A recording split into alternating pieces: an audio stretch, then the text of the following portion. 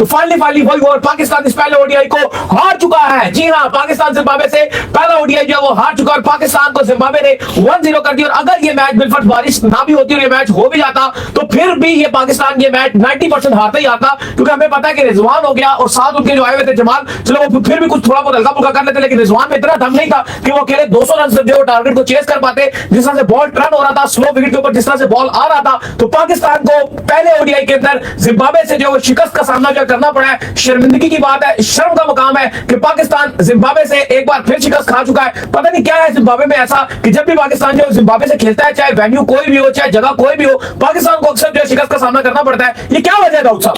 नहीं, बात यह है कि ना सिर्फ ये एक पाकिस्तान को शिकस्त हुई है जिम्बाब्वे के अगेंस्ट पहले ओडीआई में, जिसको सो कॉल्ड एशेज 2.0 का नाम दिया जाता है मजाक में, छेड़ में, लेकिन अली साहब ये इतनी शर्मनाक हार है कि आप 80 रन से आ रहे हो, तो 10-15 रन से नहीं आ रहे। बारिश से मुतासिर मैच था, मिडल ऑर्डर आपका बिल्कुल फुद्दू वीडियो में, मिडल ऑर्डर आपका सलमान अली आगा सो कॉल्ड थके हुए वाइस कप्तान आपके, इरफान खान नियाजी कुछ सो कॉल्ड पावर हिटर, बाकी कामरान गुलाम वगैरह उनसे भी कुछ नहीं था। रिजवान साहब वो बस खड़े हैं, वो टेस्ट मैच खेल रहे थे।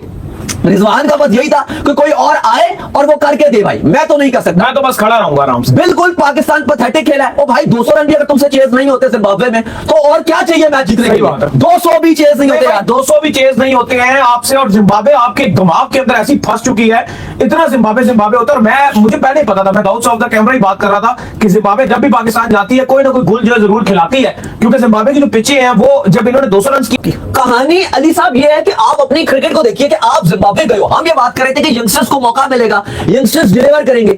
आप ये देखो कि मिडिल ऑर्डर में आपके पास क्या ऑप्शन है, यही आपका ये मिडिल ऑर्डर, सॉरी टू से आपके पास ये यंगस्टर नहीं है। मैं इसी पे आ रहा हूं, ये आप टीम मेन बना रहे हो, ये ट्रॉफी की आपके मिडिल ऑर्डर है। ये अभी लोग कह रहे हैं ना भाई तुम लोग कहते हैं यंगस्टर्स को चांस दो, तो भाई ये क्या हो गया? भाई बात ये कि अगर आपने इस अप्रोच से खेलना है ना, आपके पास इसमें कौन सीनियर? एक बाबर नहीं है, बस एक बाबर नहीं है, वरना आपने ऑस्ट्रेलिया के अगेंस्ट जो ओडीआई सीरीज खिलाई थी उसमें यही टीम थी।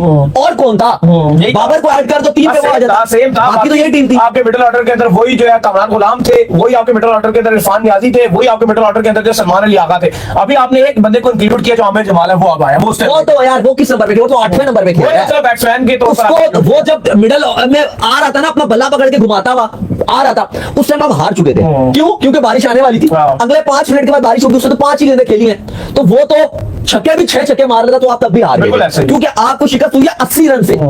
80 रन से आप हारे हो। हरवाया आपको आपके पहले ओपनर्स ने, उन्होंने कुछ नहीं किया। अब्दुल्ला शफी मैच ने जितवा अपने ऊपर, बिल्कुल दूसरे एंड से को जितवाता है। अभी आमिर जमाल ने मैच जितवा देता ना, अगर क्या पता बारिश ना होती, आमिर जमाल को 90-80 रन मार देता, रिजवान के कोई 40 रन होते और रिजवान का नाम आ जाता। बस रिजवान का ये रोल है। मैच रिजवान आपको जिम्बाब्वे के अगेंस्ट नहीं जितवा सकता, सीधी जो बात है। बैटिंग करके अपनी, बैट्समैन ही है ना वो, बैटिंग विकेट कीपर है, बैट्समैन है भाई, वो बैटिंग में आपको जिम्बाब्वे के अगेंस्ट नहीं जितवा पाता। सच यही है। अब वो खबर T20 फॉर्मेट हो या ओडीआई हो, उसको दूसरे एंड से एक प्लेयर चाहिए जो उसको जितवाए, और वो आपके सामने हालात। बहरहाल इस तरह की जो शिकस्तें होती है ना, कहीं ना कहीं वो आपको चुभती हैं। इस तरह की जो आप जिम्बाब्वे के अगेंस्ट और ये फारिग सी टीमों के अगेंस्ट जब आप हारते हो, 18 में आप गए थे सरफराज की कप्तानी में 5-0 जीत कर आए थे।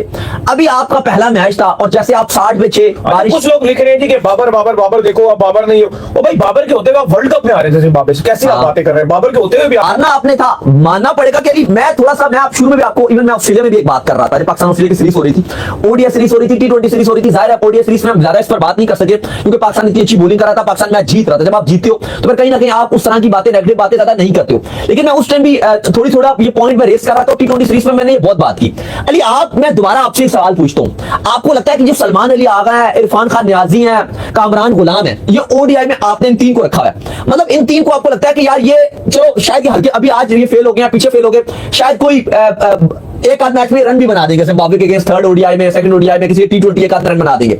लेकिन आपको लग रहा है जो बड़ा प्लेयर वो होता है जो क्लिंच मूवमेंट में रन बनाता है? सलमान अली आगा, इरफान खान नियाजी, इन तीनों की जगह आप तैयब ताहिर को इंक्लूड करो। मैं ये कह रहा हूं, हार्ड हिटर है आपके चैंपियंस वो आपके स्क्वाड में है, वो तो उसको खिलाओ ना, बेंच पे बैठा है, उसको खिलाओ ना प्लेइंग 11। चैंपियंस ट्रॉफी में आपको लग रहा है कि ये जो प्लेयर है, अगर आप